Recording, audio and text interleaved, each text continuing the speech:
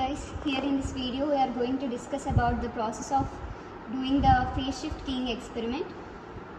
Phase shift keying is a digital modulation process which conveys data by changing the phase of a constant frequency carrier wave.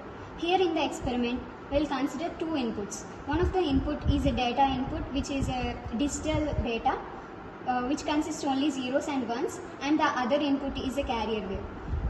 First, let us observe the carrier signal. To observe the carrier signal, we have to connect the patch cord to the carrier input to the carrier output, and take the CRO channel 1 positive and connect it to the channel carrier input, and the negative to the ground. And here we can observe the carrier signal.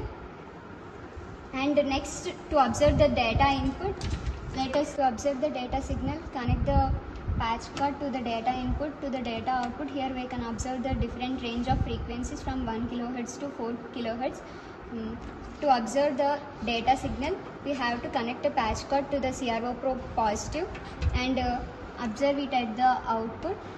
And here we can see the data signal.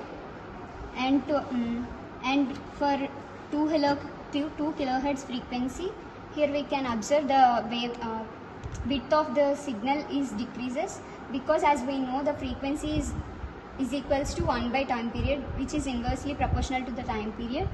So as the frequency increases, the width of the signal will be decreased.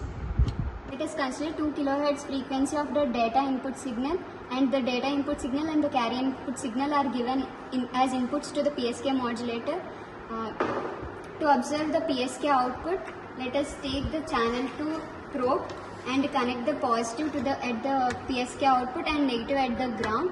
Here we can see the phase shifted output.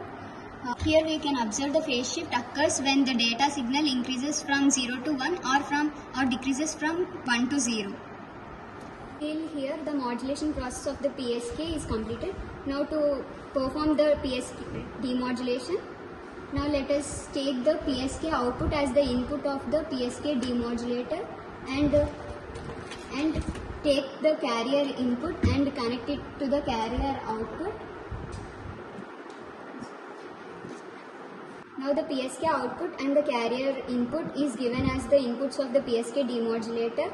Now take the channel 2 positive and connect it to the data output and the negative to the ground.